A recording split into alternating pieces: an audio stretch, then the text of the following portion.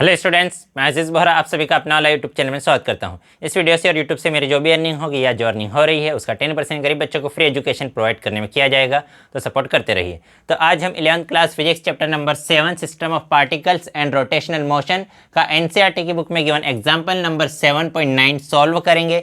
इस एग्जाम्पल को मैं बहुत ही अच्छे से बहुत ही ईजी वे में एक्सप्लेन करने वाला हूँ, इसलिए इस वीडियो को पूरा देखिएगा। और अगर अभी तक आप लोगों ने हमारे चैनल को सब्सक्राइब नहीं किया है तो चैनल को सब्सक्राइब कर लीजिए, बेल आइकन को भी प्रेस कर दीजिएगा ताकि नए वीडियोस की नोटिफिकेशन आपको समय पर मिलते रहे। तो क्या है आज का हमारा टॉपिक है एनसीईआरटी की बुक में गिवन एग्जांपल नंबर 7.9। क्या है उसका statement? A 3 metre long ladder weighing 20 kg leans on a frictionless wall. हमारे पास क्या है? एक 3 मीटर लॉन्ग लेडर है, ठीक है। ये हमारे पास एक 3 मीटर लॉन्ग लेडर है जिसका मास कितना है? 20 kg। देखो, मास में कभी भी कंफ्यूज नहीं होना है। अगर kg में कोई वैल्यू हमें गिवन है तो वो क्या है? मास की ऐसा यूनिट क्या है? किलोग्राम। तो अगर किलोग्राम में कोई वैल्यू गिवन है मतलब वो क्या है? मास है। Leans on a frictionless wall, कि वो एक फ्रिक्शनलेस, ये जो CB है या ये जो BC है ये क्या है? एक वॉल है। और कैसी वॉल है? फ्रिक्शनलेस वॉल है, मतलब इस पर जो फ्रिक्शन है वो है 0। उस वॉल पर ये जो लेडर है AB, ये लेडर AB झुका हुआ है और इस लेडर का लेंथ कितनी है? कितनी लंबी है? ये 3 मीटर। फिर उसके बाद और क्या कहा है? Its feet rest on the floor 1 metre from the wall as shown in figure, कि ये जो लेडर है इसका जो फिट है ये कहाँ पर है? इस वॉल से 1 मीटर की डिस्टेंस पर है। ये लेडर है, उसका हेड, ये उसका फिट, ठीक है। तो उसकी ये जो टेल है, इसका जो फिट है वो इस वॉल से कितनी मीटर की डिस्टेंस पर है? 1 मीटर। मतलब ये जो AC है उसकी वैल्यू कितनी है? 1 मीटर। तो हमें क्या फाइंड आउट करना है? हमें find the reaction force of the wall and the floor, कि ये जो वॉल का है ये लेडर पर कितना रिएक्शन फोर्स अप्लाई कर रही है, ये जो फ्लोर है ये इस लेडर पर कितना रिएक्शन फोर्स अप्लाई कर रहा है। मतलब इस पॉइंट B पर रिएक्शन फोर्स कितना है और इस पॉइंट A पर रिएक्शन फोर्स कितना है, ये हमें फाइंड आउट करना है। तो वो सब फाइंड आउट करने से पहले हम सबसे पहले इस BC की वैल्यू निकालेंगे। तो ये जो है हमारा, ये कौन सा एंगल है? राइट एंगल ट्राइंगल है। राइट एंगल ट्राइंगल है, इसका मतलब यहाँ पर हम पाइथागोरस थ्योरम लगाकर इस BC की वैल्यू निकाल सकते हैं। तो पाइथागोरस थ्योरम क्या कहती है? Hypotenuse square is equal to base square. तो बेस कितना है हमारा? Hypotenuse square is equal to base square plus perpendicular square. तो परपेंडिकुलर क्या है? BC square. ये है हमारा बेस, ये है परपेंडिकुलर और ये है हाइपोटेनस। तो पाइथागोरस थ्योरम क्या कहते हैं कि hypotenuse square is equal to base square plus, तो ये है बेस प्लस परपेंडिकुलर, तो ये है परपेंडिकुलर। तो हाइपोटेनस की वैल्यू कितनी है? 3। तो 3 का स्क्वायर कितना हो जाएगा? 9 is equal to B base की वैल्यू कितनी है? 1 का स्क्वायर कितना होगा? 1 प्लस BC स्क्वायर। ये 1 इधर प्लस में है, इधर आकर माइनस हो जाएगा। तो 9 - 1 is equal to BC square, ठीक है। 9 - 1 कितना हो जाएगा? 8। तो 8 is equal to BC square. ये जो स्क्वायर है इधर जाके क्या बन जाएगा? रूट। तो हमारे पास क्या आ जाएगा? रूट 8 BC का क्या है? स्क्वायर। BC का स्क्वायर इधर जाके क्या बन जाएगा? रूट। तो हमारे पास क्या है? Root 8 is equal to BC। अब इस रूट 8 को ही हम क्या लिख सकते हैं? रूट 8 को हम लिख सकते हैं 2 × 2 × 2 is equal to BC। Root 8 को लिख सकते हैं ना, 2 × 4, 4 × 8। तो 8 को हम क्या लिख सकते हैं? 2 × 2 × 2। तो ये 2 × 2 का रूट से बाहर क्या आएगा? 2। हमने पढ़ा है कि रूट के अंदर जो भी दो बार जो चीज़ लिखी हो रूट के बाहर सिर्फ एक ही बार आता है। तो हमारे पास रूट के बाहर क्या है? 2, और ये एक 2 तो अंदर बच गया। तो मतलब BC की वैल्यू हमारे पास कितनी आ गई? 2√2। BC की वैल्यू कितनी आई? 2√2। मतलब ये जो BC है इसकी वैल्यू है 2√2। तो हमें BC की वैल्यू निकालनी थी, तो हमने BC की वैल्यू निकाली, किससे निकाली? पाइथागोरस थ्योरम से। अब BC की वैल्यू क्यों निकाली? क्योंकि आगे हमें इसका काम पढ़ने वाला है, इसलिए हमने BC की वैल्यू को निकाल लिया है। अब ये बोल क्या रहा है हमें? तो हमें बोल रहा है कि ये जो लेडर है इसका मास कितना है? 20 kg। तो मास 20 kg है, तो इसलिए ये डाउनवर्ड डायरेक्शन में एक फोर्स अप्लाई करेगी। कौन सा फोर्स? इसका वेट। और वेट कहाँ से अप्लाई होगा? इसके सेंटर ऑफ ग्रेविटी से। तो ये जो लेडर है उसके जो सेंटर है, सेंटर पॉइंट पर क्या रहेगा इसका सेंटर ऑफ ग्रेविटी, और वो डाउनवर्ड डायरेक्शन में क्या अप्लाई करेगा वेट। तो हमने इसके सेंटर पॉइंट से इसका वेट ले लिया, वो किस डायरेक्शन में रहेगा डाउनवर्ड डायरेक्शन में। ठीक है, अब हमने क्या कहा और आगे कुछ गिवन है क्या, चलो इसके आगे और कुछ गिवन नहीं है। तो अगर ये वेट डाउनवर्ड डायरेक्शन में लग रहा है और ये AC की वैल्यू कितनी थी, AC की वैल्यू थी 1 मीटर, तो इस पॉइंट को अगर मैं नाम दे देता हूँ D, तो A से D तक की वैल्यू और D से लेकर C तक की वैल्यू, ये दोनों वैल्यू कितनी हो जाएगी 1/2 मीटर, ये वाली भी वैल्यू कितनी हो जाएगी 1/2 मीटर। क्योंकि वेट क्या है, वेट सेंटर पॉइंट पर है, तो सेंटर से हमने डाउनवर्ड डायरेक्शन में अगर एक एरो खींचा तो ये वाला, ये पूरा अगर 1 था तो ये 1/2 हो जाएगा और ये भी कितना हो जाएगा 1/2 हो जाएगा, क्योंकि वेट सेंटर पॉइंट से लगेगा। अब हमें रिएक्शन फोर्स की बात करनी है। तो देखो यहाँ पर इन दोनों के ये लेडर और वॉल कांटेक्ट में है, इस पॉइंट पर लेडर और वॉल कांटेक्ट में, तो कांटेक्ट में तो इनके बीच में क्या लगेगा कांटेक्ट फोर्स, इन दोनों के बीच में क्या लगेगा कांटेक्ट फोर्स। अब उस कांटेक्ट फोर्स के 2 कंपोनेंट रहेंगे। हमने कांटेक्ट फोर्स पढ़ा है, अगर आपने वो वीडियो नहीं देखी है तो यूट्यूब पर सर्च कर सकते हैं कांटेक्ट फोर्स, अपना वाला अजीज़ बोरा। तो हमने उसमें पढ़ा था कि जो कांटेक्ट फोर्स है उसके 2 कंपोनेंट होते हैं, एक होता है पैरेलल और एक होता है वर्टिकल, या एक होता है परपेंडिकुलर कंपोनेंट और एक होता है पैरेलल कंपोनेंट। तो पैरेलल कौन सा फोर्स लगता है, फ्रिक्शनल फोर्स। पैरेलल, इस सरफेस के पैरेलल कौन सा फोर्स लगेगा, फ्रिक्शन फोर्स। और इसके परपेंडिकुलर, परपेंडिकुलर मतलब इस डायरेक्शन में कौन सा फोर्स लगेगा, नॉर्मल रिएक्शन। इस डायरेक्शन में क्या लगेगा, नॉर्मल रिएक्शन। इस बुक में इन्होंने नॉर्मल रिएक्शन फोर्स को F1 से शो किया है, तो इसलिए हम भी F1 से शो कर देते हैं। वैसे तो हम नॉर्मल रिएक्शन को N से शो करते हैं, लेकिन बुक में F1 से शो किया है, तो मतलब ये हमने यहाँ पर F1 से शो कर दिया। अब मुझे बताओ कि जो फ्रिक्शन फोर्स है, ये लेडर इस टाइप से झुकी हुई है, तो इस टाइप से झुकी हुई तो ये नीचे जाना चाहती है, लेडर कहाँ जाना चाहती है, नीचे। तो फ्रिक्शन फोर्स कहाँ लगेगा, मोशन की अपोजिट डायरेक्शन में, मतलब फ्रिक्शनल फोर्स लगना चाहिए ऊपर। फ्रिक्शनल फोर्स कहाँ लगना चाहिए, ऊपर। लेकिन ये जो वॉल है, फ्रिक्शन फोर्स देखो, लेडर इस टाइप से झुका हुआ है और वो यूँ नीचे जाना चाहेगा, नीचे जाना चाहेगा तो फ्रिक्शनल फोर्स कहाँ लगना चाहिए था, अपवर्ड डायरेक्शन में, मोशन की अपोजिट डायरेक्शन में लगता है फ्रिक्शन। तो अगर लेडर नीचे जाना चाहता है तो फ्रिक्शन फोर्स लगेगा ऊपर। लेकिन ये जो वॉल है ये फ्रिक्शन लेस वॉल है, ये वॉल कौन सी वॉल है, फ्रिक्शन लेस वॉल है, इसलिए यहाँ पर फ्रिक्शनल फोर्स की वैल्यू कितनी रहेगी, 0। तो यहाँ पर सिर्फ कौन सा फोर्स रहेगा, नॉर्मल रिएक्शन। अब इस पॉइंट ए पर भी कॉन्टैक्ट फोर्स, तो वो कॉन्टैक्ट फोर्स हमने कंसिडर कर लिया कि वो इस डायरेक्शन में लग रहा है, उसको हमने किससे रिप्रेजेंट किया, F से। उस कॉन्टैक्ट फोर्स को हमने किससे रिप्रेजेंट किया, F से। अब फिर से इसके 2 कंपोनेंट रहेंगे, एक रहेगा पैरेलल कंपोनेंट और एक रहेगा परपेंडिकुलर कंपोनेंट। तो पैरेलल कंपोनेंट कौन सा कंपोनेंट रहेगा, फ्रिक्शन फोर्स। पैरेलल कंपोनेंट कौन सा है, फ्रिक्शन फोर्स। तो देखो ये लेडर जाना चाहती है नीचे, लेडर कहाँ जाना चाहती है, नीचे। तो नीचे जाना चाहती है तो जो नीचे वाला इसका साइड है, इसकी जो टेल है वो इस डायरेक्शन में जाएगी। देखो लेडर अगर नीचे झुकेगी, नीचे अगर स्लाइड होगी तो ये जो नीचे वाला पोर्शन है वो इस डायरेक्शन में मोशन करेगा। अगर नीचे वाला पोर्शन इस डायरेक्शन में मोशन करेगा तो फ्रिक्शन फोर्स उसकी अपोजिट डायरेक्शन में, मतलब इस वाले डायरेक्शन में लगेगा। तो इस डायरेक्शन में हमारा क्या रहेगा, फ्रिक्शन फोर्स। इस डायरेक्शन में हमारा क्या रहेगा, फ्रिक्शन फोर्स। और उसके परपेंडिकुलर, परपेंडिकुलर मतलब इस वाले डायरेक्शन में क्या रहेगा हमारा, नॉर्मल रिएक्शन। तो इस कॉन्टैक्ट फोर्स जिसकी हमने कोई एक डायरेक्शन ले ली कि अगर इस डायरेक्शन में कॉन्टैक्ट फोर्स है तो उसको 2 कंपोनेंट में डिवाइड किया, friction force and normal reaction. अब अगर हम कंसिडर करते हैं, देखो नीचे वाला हमें ऐसा नहीं कहा था कि ये वाला सरफेस भी फ्रिक्शन लेस है, इसलिए यहाँ पर तो फ्रिक्शन फोर्स लगेगा। ऊपर वाला सरफेस फ्रिक्शन लेस था, इसलिए ऊपर वाले सरफेस में फ्रिक्शन फोर्स नहीं लगेगा। अब अगर जो हमारी ये लेडर है ये किस में है, ट्रांसलेशनल इक्विलिब्रियम, इसमें है ये अगर ट्रांसलेशनल इक्विलिब्रियम में है, तो पहले तो हम कौन सा इक्विलिब्रियम लेंगे, फॉर वर्टिकल डायरेक्शन। किसके लिए हम लेंगे, वर्टिकल डायरेक्शन के लिए। तो वर्टिकल डायरेक्शन के लिए मतलब वर्टिकल डायरेक्शन में नेट फोर्स 0।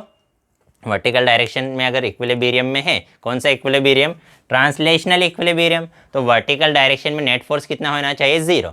वर्टिकल डायरेक्शन में नेट फोर्स 0 होना चाहिए, इसका मतलब देखो अब वर्टिकल डायरेक्शन में 2 फोर्स है, एक तो नॉर्मल रिएक्शन है ऊपर और एक वेट है नीचे। तो नॉर्मल रिएक्शन है ऊपर माइनस ऊपर वाले फोर्स अपवर्ड डायरेक्शन में का फोर्स को हम लेते हैं पॉजिटिव, डाउनवर्ड डायरेक्शन के फोर्स को लेते हैं नेगेटिव, तो ये वेट हो जाएगा नेगेटिव। तो n minus W is equal to कितना हो जाएगा 0। तो यहाँ से n इज इक्वल टू कितना आ जाएगा w। w क्या है वेट, किसका वेट, इस लेडर का वेट, और लेडर का वेट कितना हो जाएगा वेट क्या होता है mass into acceleration, gravitational acceleration, और we can say acceleration due to gravity. तो इस लेडर का मास कितना है 20 kg, तो यहाँ हम लिख देते हैं 20 इंटू ग्रेविटेशनल, देखो वेट किसके इक्वल होता है, वेट इज इक्वल टू होता है M G, mass into acceleration due to gravity. तो जी की वैल्यू कितनी होती है, मास लिख दिया हमने 20 और जी की वैल्यू कितनी होती है 9.8।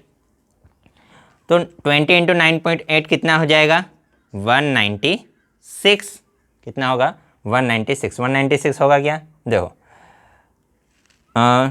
कितना है, ठीक है वेट है 20, तो इस 98 में अगर हम 2 से मल्टीप्लाई करेंगे, ठीक है 9.8 में अगर 2 से मल्टीप्लाई करेंगे तो 19.6 आएगा, और एक 0 है तो इसलिए ये पॉइंट हट जाएगा।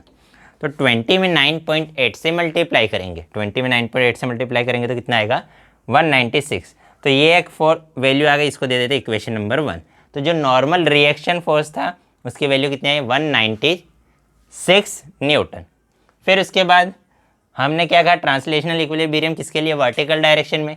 इसी टाइप से हम ट्रांसलेशनल इक्विलिब्रियम लेंगे, किसके लिए, हॉरिजॉन्टल डायरेक्शन के लिए। किसके लिए लेंगे, हॉरिजॉन्टल डायरेक्शन। तो हॉरिजॉन्टल डायरेक्शन में कौन कौन से फोर्स हैं, देखो एक फोर्स तो ये है F1 जो कि इस डायरेक्शन में है, और एक फोर्स है F जो कि इस डायरेक्शन में है। तो ये पॉजिटिव एक्स डायरेक्शन में है तो इसको हम लेंगे पॉजिटिव, और ये जो F1 है वो नेगेटिव, देखो ये इस डायरेक्शन में x पॉजिटिव, इस डायरेक्शन में नेगेटिव, ऊपर y पॉजिटिव नीचे y नेगेटिव। तो इसलिए ऊपर वाला फोर्स लेते हैं हम पॉजिटिव, नीचे वाला फोर्स लेते हैं नेगेटिव। x इस डायरेक्शन में पॉजिटिव होता है तो इसलिए इस डायरेक्शन में पॉजिटिव और इस डायरेक्शन में नेगेटिव। तो F1 पॉजिटिव x डायरेक्शन में, ये F जो है वो पॉजिटिव x डायरेक्शन में, इसलिए F की वैल्यू ली positive. F1 negative x direction में, इसलिए उसकी वैल्यू क्या लेंगे नेगेटिव, तो minus F1 is equal to 0। Translational equilibrium in horizontal direction कब रहेगा, जब हॉरिजॉन्टल डायरेक्शन का नेट फोर्स कितना हो 0। ठीक है, इतना क्लियर है। अब और कुछ बच रहा है क्या हमारे पास, ठीक है नहीं बचा। तो हमारे पास F1, F तो क्या है हमारा, F तो ये रहा, ठीक है। और उसके बाद क्या है F1, तो इसकी तो ना तो F की वैल्यू है ना तो F1 की वैल्यू है, तो इसको एज इट इज़ रहने दे देते हैं, या इसको लेते हैं यहाँ से F is equal to F1।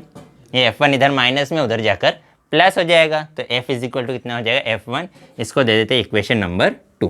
ठीक है, ये किसकी वैल्यू आ गई, F is equal to F1। अब अगर इक्विलिब्रियम में है, कौन सा इक्विलिब्रियम, रोटेशनल इक्विलिब्रियम। किसके लिए अब बात करेंगे हम, रोटेशनल इक्विलिब्रियम। तो रोटेशनल इक्विलिब्रियम में कब रहेगा, जब उस पर लगने वाला नेट टॉर्क क्या हो 0, नेट टॉर्क क्या हो 0।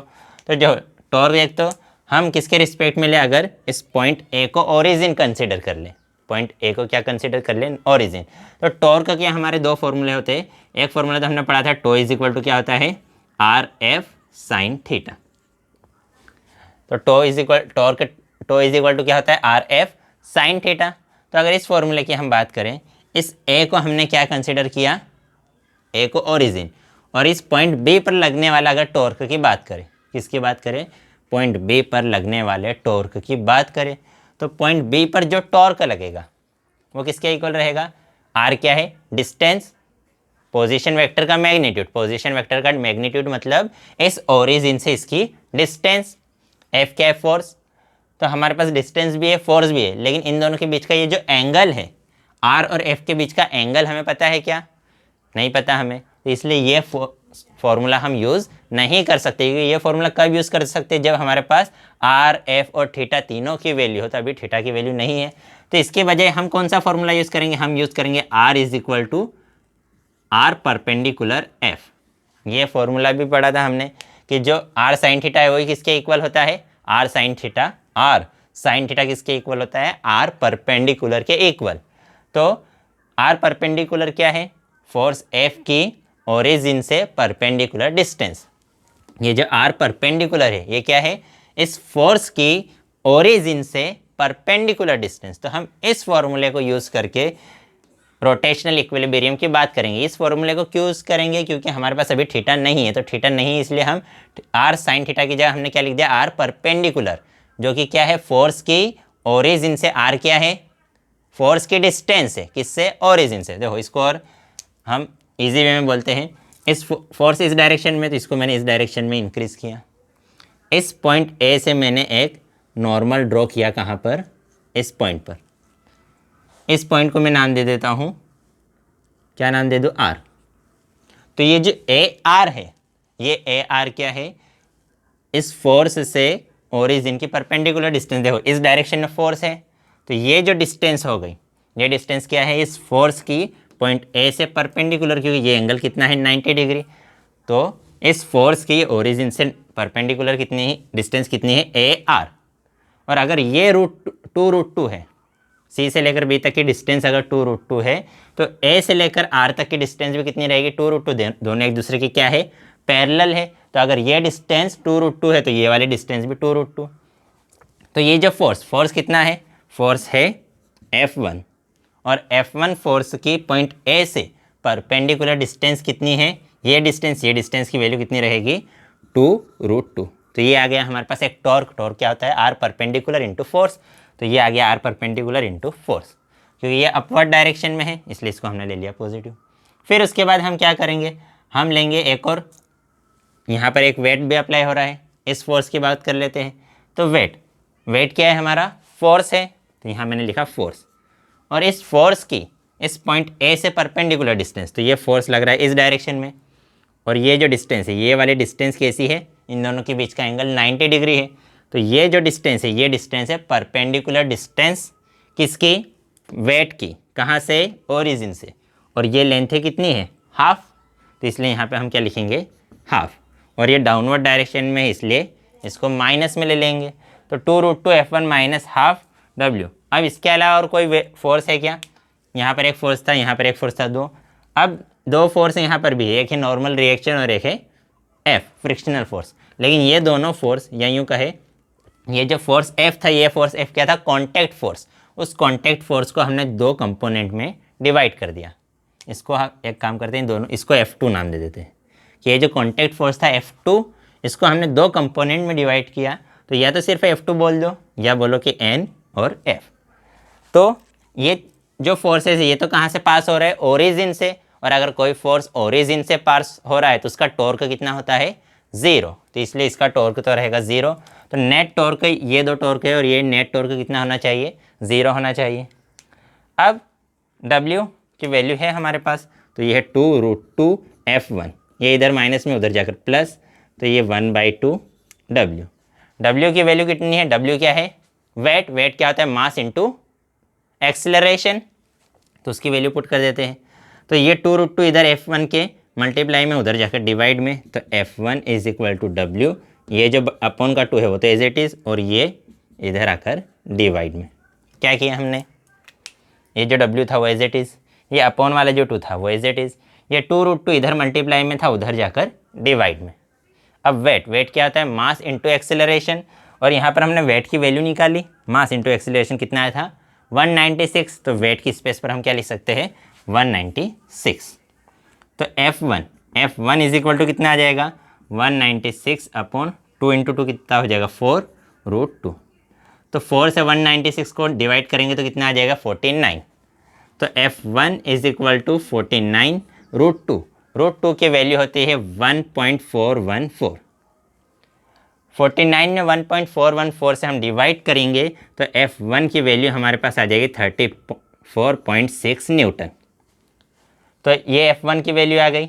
अब देखो इक्वेशन नंबर 2 में हमने क्या कहा है कि जो F है वो किसके इक्वल है, F1 के इक्वल। कौन सा F, ठीक है F लिया था ना हमने। तो जो F है कहाँ गया, हाँ ये जो F है ये F1 के इक्वल है। तो F1 की वैल्यू अगर 34.6 है तो F की वैल्यू भी कितनी रहेगी, F की वैल्यू भी रहेगी 34.6 न्यूटन। तो हमने नॉर्मल रिएक्शन फोर्स निकाल लिया, फ्रिक्शनल फोर्स निकाल लिया, ये F1 फोर्स निकाल लिया। अब यहाँ से हम ये इस F2 की वैल्यू निकाल सकते हैं क्या? तो F2 की वैल्यू निकालने के लिए क्या करेंगे, हम करेंगे कि ये जो F2 है वो इस डायरेक्शन में है, ठीक है। थोड़ा सा बड़ा डायग्राम बनाते हैं। क्या करेंगे हम, देखो F2 जो है वो इस डायरेक्शन में है, F2 इस डायरेक्शन में है, F इस डायरेक्शन में है और N इस डायरेक्शन में। तो अगर ये N है तो यहाँ पर अगर मैं एक लाइन ड्रॉ करूँ तो वो भी क्या रहेगा, N। अगर ये N है तो इसके पैरेलल अगर यहाँ पर एक वेक्टर हम ड्रॉ करें तो वो भी क्या रहेगा, N। तो हमारा बेस क्या है, F, परपेंडिकुलर क्या है, N, और ये F2 क्या है, हाइपोटेन्यूस, ये एंगल हम कंसीडर कर लेते हैं अल्फा। तो यहाँ पे फिर से पाइथागोरस थ्योरम लगाएंगे। तो पाइथागोरस थ्योरम क्या कहेंगी, हाइपोटेन्यूस, तो हाइपोटेन्यूस है F2, तो F2 का स्क्वायर इज इक्वल टू क्या रहेगा, बेस स्क्वायर, बेस कितना है F स्क्वायर प्लस परपेंडिकुलर कितना है N, तो ये N स्क्वायर। तो F2 इज इक्वल टू कितना आ जाएगा, अंडर रूट F की वैल्यू कितनी है 34.6, तो 34.6 का स्क्वायर प्लस N की वैल्यू कितनी है 196, तो 196 होल स्क्वायर। इन दोनों का स्क्वायर करेंगे, उनको ऐड कर देंगे और उसका अंडर रूट निकालेंगे, तो हमारे पास F2 की वैल्यू कितनी आ जाएगी 199 अप्रोक्सीमेट, ये वैल्यू आएगी किसकी, F2 की। तो हमने N, F1, F2 और F तीनों सभी निकाल लिए जो हमें कहा था। अगर इस एंगल अल्फ़ा की वैल्यू निकालनी है तो हम किसकी वैल्यू निकालेंगे, tan अल्फ़ा।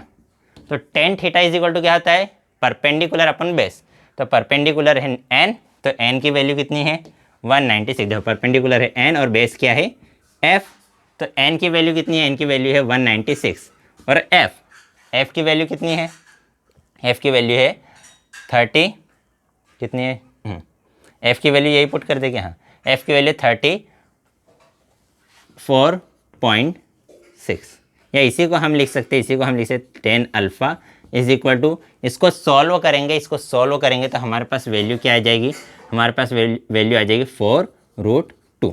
क्या वैल्यू आएगी 4√2।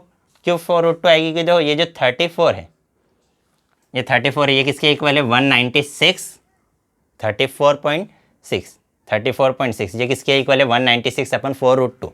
चलो ये वैल्यू लिख लेते हैं, तो ये 196 अपॉन 4√2, तो 196 से 196 कैंसल, 34.6 को हम क्या लिख सकते हैं 196 अपॉन 4√2, तो हमने 34.6 को क्या लिखा 196 अपॉन 4√2। 196 से 196 कैंसल, 1 2 3 जो थर्ड स्पेस पर रहता है वो कहाँ चले जाता है, फर्स्ट पर, तो tan alpha is equal to क्या आ जाएगा 4√2, या यहाँ से tan alpha is equal to क्या आ जाएगा tan इनवर्स 4√2, tan उधर जाके क्या बन जाएगा इनवर्स। अब ये जो 4√2 है ये किसकी वैल्यू होती है, अप्रोक्सीमेट tan 80 की वैल्यू, तो alpha is equal to tan inverse, और ये वैल्यू होती है tan 80 की। 4√2 किसकी वैल्यू होती है tan 80, tan इनवर्स से tan कैंसल, तो अल्फ़ा इज इक्वल टू कितना आ गया 80 डिग्री, अप्रोक्सीमेट अल्फ़ा की भी वैल्यू आ गई। तो आज की वीडियो में इतना ही, नेक्स्ट वीडियो में हम नेक्स्ट टॉपिक पढ़ेंगे। अगर वीडियो पसंद आई हो तो लाइक कर दीजिएगा, अपने दोस्तों के साथ भी शेयर जरूर कीजिएगा, पसंद ना आई हो तो डिसलाइक कर दीजिएगा। बाय।